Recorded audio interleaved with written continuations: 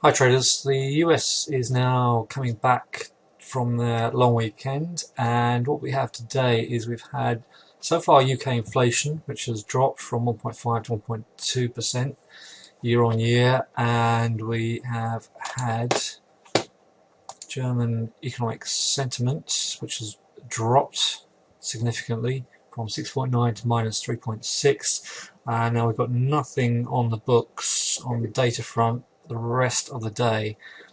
Tomorrow we've got in the US core retail sales expected to be slightly weaker. So be careful today with the very little data. The markets could just drift. We've got Fed tomorrow. We've got our beige book in the evening, European evening that is, and that would be lunch 2 o'clock Eastern time. So I'm looking for the markets just to drift lower. This is the Nikkei, so I'm just taking the lead from the Nikkei at the moment, and that's coming into support. This is a very, very similar picture that I talked about over the weekend, where I saw these markets just drifting lower, testing this level here, and whatever happens here, if they punch through it, then we are coming to potentially 14,000 in the coming weeks and months. Otherwise, if we hold here, we might at least get about up to 15,250, and that I would just reapply that to the Dow. And there we are, right on the 50% already. This is the level I've talked about over the weekend.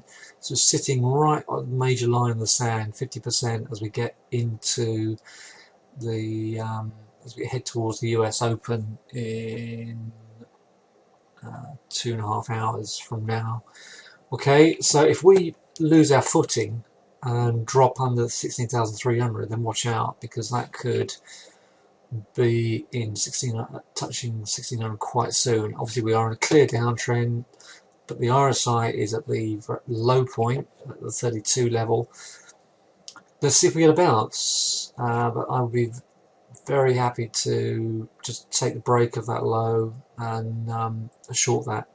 But if you're a swing trader, sit tight. If you're a swing trader, we need to pull back to at least 16.5 at least. Okay, and the pound yen, it's a nice drop on the back of that low UK inflation. That's coming back down to, I think that's going to hit 950, at which point that might see a bounce. If we drop under that, then we're potentially coming down to 16.5. Well, let's say 165, 164. What do I think is likely to happen? I think we could lose our footing. If this market, that Dow doesn't hold, then I think it will drag the pound yen down with it. Pound US dollar, I talked about that, lower.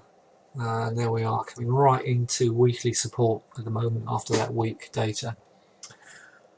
Alright, a quick look at oil and gold before we go. Oil back under 85. We're very low, and we've actually got divergence there. The divergence doesn't mean anything unless we close above 85.50. Again, if we break our footing on 83.65, that's coming down potentially down to 82.80. Gold.